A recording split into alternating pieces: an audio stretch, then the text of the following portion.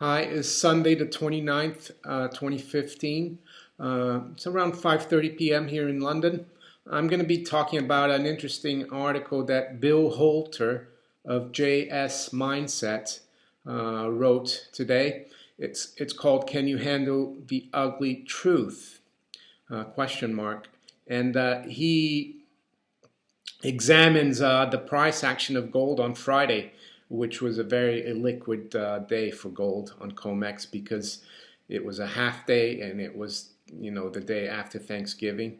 Most of the people, most participants are away on holiday in the States, and the rest of the world is knows that, so they don't really trade too much gold. This is interesting because I made a video on Friday about the gold price manipulation, and Mr. Holter feels the same way, that it's been being manipulated. He notes that, as I said earlier, 18,000 contracts were sold on Comex during a 30-minute time frame. And he goes on to say, in fact, there were 4 single minutes which saw a total of 7,000 contracts dumped on the market. For perspective, 18,000 contracts represent 1.8 million ounces of gold. And he goes on to say, while Comex claims to have a grand total of 150,000 ounces available for delivery. So 1.8 million ounces of gold is equal to well over 1 week's production of every gold mine on the planet.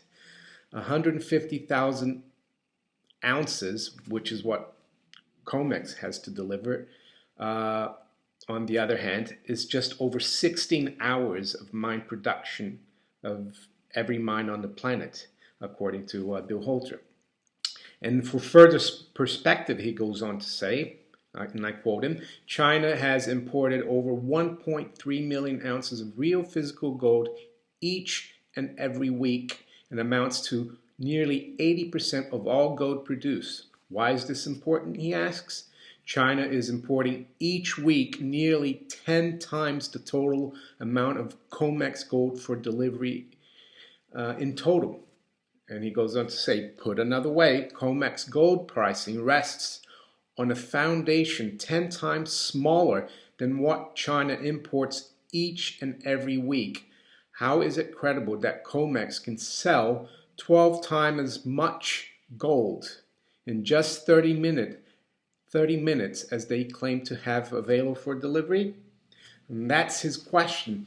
And the other thing he goes on to note is that December becomes a deliverable contract on Monday, the first, on Monday, which will be actually not on Monday, on Tuesday, which would be the 1st of December. It becomes a deliverable contract. That means if you're long one December gold future, you can demand a delivery of 100 ounces. One contract is 100 troy ounces. And he goes on to note that the latest open interest numbers for December is 24,000 contracts. And he goes on to say, and I quote, if history is any guide, Monday will see a drop of 12,000 contracts and the 40% bleed down during the month. And he says, if this were to occur, we will see over 600,000 ounces standing for delivery, with only 150,000 ounces available for delivery. So this is a potential, for Comex declaring force majeure, which means they'll have to settle in cash. They won't be able to deliver the gold, and this is very serious. And he points that out as well. I've worked in the futures market and on, as a broker, so I know about Comex. So this is quite interesting that he's written that. So, and he points out that he has written to, the regulators, in this case, the CFTC. And I quote him here about this. My point to writing about the current Comex conditions is simple. Though Comex currently prices gold, they have little to no inventory to back them up. China imports more in a single day than what Comex claims they have to deliver. Nearly any black swan, be it financial, geopolitical, or military, event will strip the Comex of any ability or credibility to continue as manipulator in charge.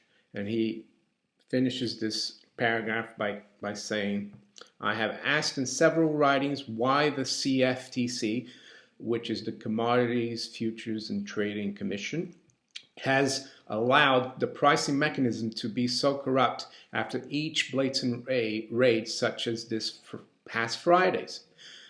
They've replied to him and they've said they found nothing actionable in the silver market, which in my opinion is code speak for we can't arrest the government, according to Mr. Holter. Therefore, not actionable in the interest of national security. He goes on to say, as for Comex, I would ask this: why is it allowed for any institution or group of institutions to sell in 30 minutes 12 times the amount of paper contract gold than is claimed to exist for delivery? The December month alone looks to be quite problematic. Why is this practice allowed, as a failure to deliver could be created by a mere 1,500 contracts? Question mark. Is the final solution a force majeure and just go on down the road? He asks again. So what he means by a mere 1,500 contracts creating a problem is that 1,500 contracts equals 150,000 ounces, and that's what the Comex has available to deliver. So it'll be interesting to keep an eye on gold. I did have a bit of a rant on Friday about gold price manipulation, but as you can see, I'm not alone. And Mr. Holter's article is very detailed and very interesting, and I'll put a link to it below this video. Have a good end of the week, and I'll see you next week. Take care.